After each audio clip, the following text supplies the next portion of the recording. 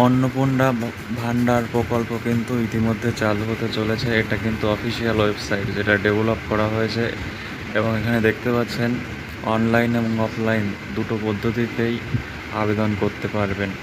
এবং আবেদন করতে পারবেন কারা এবং আরও যাবতীয় তথ্য কিন্তু এইখানে পেয়ে যাচ্ছেন।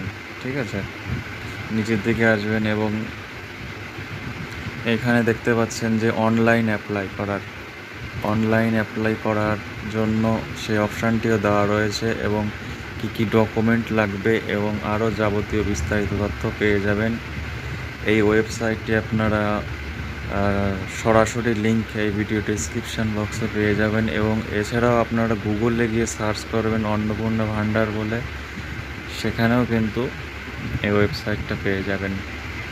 আরও যাবতীয় তথ্য তো এইটুকুই। এরপরে যদি আরও কোনো খবর আসে বা আবেদন কখন শুরু হচ্ছে এবং কিভাবে আবেদন করবেন তার পরবর্তী ভিডিওগুলো কিন্তু পরবর্তীতে দেওয়া হবে।